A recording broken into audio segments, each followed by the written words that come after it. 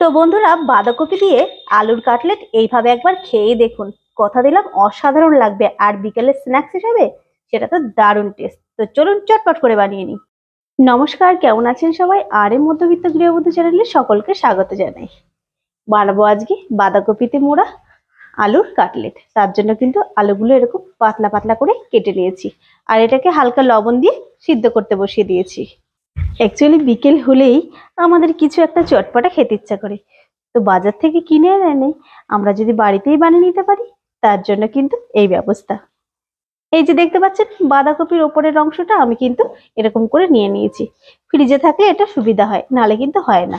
তো বাইরে থাকলে এটা নুইয়ে যাবে, ওই জন্য কিন্তু খুব একটা ভালো হয় না। তো বন্ধুরা, আলুগুলো কিন্তু সিদ্ধ হয়ে গেছে। এবার চলুন বাঁধাকপির এই পাপড়িগুলোকে একটু হালকা সিদ্ধ করে নিই। এই ফাঁকে চলুন সেদ্ধ করা আলুগুলো ম্যাশ করে নিই।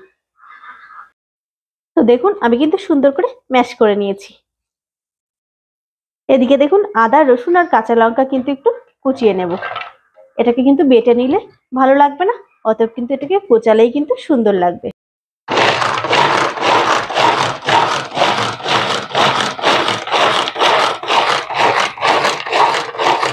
ব্যাস, এখন মানুষের এত সুবিধা হয়েছে, তাও কিন্তু মানুষের কষ্ট কমে না।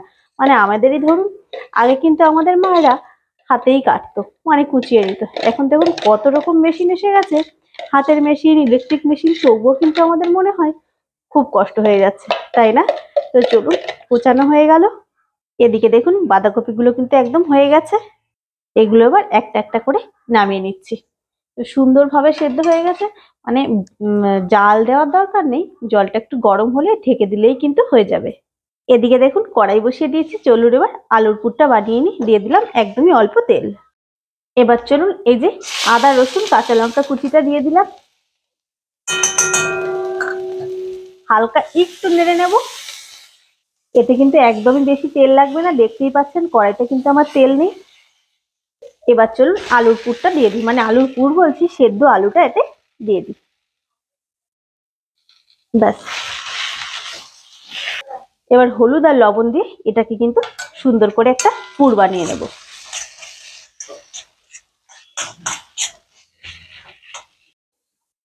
তো বন্ধুরা, দেখতেই পাচ্ছেন আলুর পুরটা কিন্তু আমার একদমই কমপ্লিট হয়ে গেছে।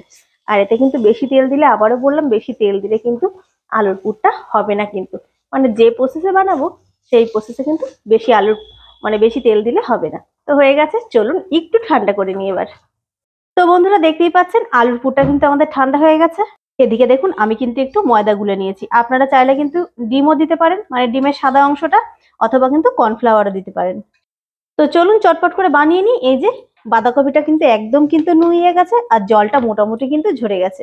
এবার দিয়ে দিচ্ছি এর মধ্যে আলুর পুরটা। এবার চলুন আপনাদের ইচ্ছা মতো শেপ দিয়ে দিন, আর এটাকে মুড়ে নিন। ব্যাস, এবার শেপ দিয়ে দিলাম। এবার এটাকে মুড়ে নেব। এই যে মুড়ে নিলাম। যেহেতু সিদ্ধ করা, সেহেতু কিন্তু কোনো অসুবিধা হয়নি, দেখতেই পাচ্ছেন। এদিকে দেখুন উপরের একটা পাতা কিন্তু ছিঁড়ে গেছিল। তো এটাতেও চলুন বানিয়ে ফেলি, ফেলে দিয়ে আর কি হবে, সিদ্ধ যখন হয়েই গেছে। এর মধ্যেই কিন্তু আলুর পুরটা দিয়ে দিচ্ছি। তো আলুর পুরটা আপনারা চাইলে কম বেশি সবই করতে পারেন। এটা এদিকে দিয়ে দিলাম, এটা দিয়ে এটা মুড়ে দিলাম। এবার চলুন এটা দিয়ে এটা মুড়ে দিই, পুরো কিন্তু কভার হয়ে গেল। ব্যাস, এই যে চলুন এরকম করে কটা আমরা বানিয়ে নিই। এবার চলুন ময়দা এবার চুবিয়ে নিই। তারপরে এই যে বিস্কুটের গুঁড়ো নিয়ে নিয়েছি, এটা লাগিয়ে নিই, মানে কোট করে নিই। আপনারা চাইলে কিন্তু ডবল কোট করতে পারেন, সেক্ষেত্রে একটু মোটা হবে।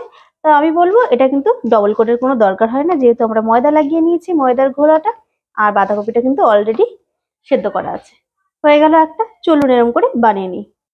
আবার একটা করে নেব।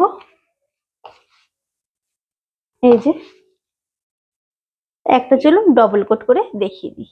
এই যে চুবিয়ে নিলাম, আবার আবার দিয়ে দিচ্ছি। তো এটা বাঁধাকপি, তো ডবল কোট করতে গেলেই কিন্তু উপর থেকে ছাড়িয়ে যাবে, ওই জন্যই কিন্তু বারণ করছিলাম। তো বন্ধুরা, দেখতেই পাচ্ছেন সবগুলো কিন্তু রেডি করে ফেলেছি। চলুন এবার আলুর কাটলেট গুলো ভেজে নিই। তেলটা কিন্তু খুব গরম হয়ে গেছিল, গ্যাসটা আমি বন্ধ করে দিয়েছি। চলুন দিয়ে দিই, তারপরে গ্যাসটা জ্বালিয়ে দেবো।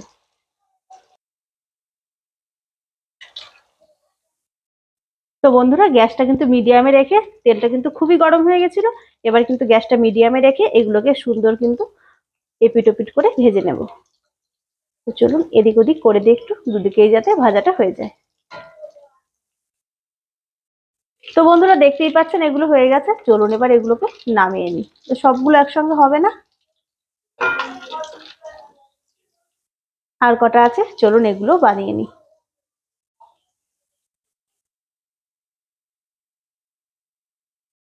তো বন্ধুরা দেখতেই পাচ্ছেন নামিয়ে ফেলেছি, কতটা লোভনীয় আর কতটা টেস্টি, না খেলে তো বুঝতে পারবেন না, দেখে অবশ্যই বুঝতে পারবেন লোভনীয়। তো চলুন চটপট করে আপনারাও বানিয়ে ফেলুন দারুণ স্বাদের এই আলুর কাটলেট। আজকের মতো এটুকুই, আবার একটা রেসিপি নিয়ে আপনাদের সাথে চলে আসবো। টাটা।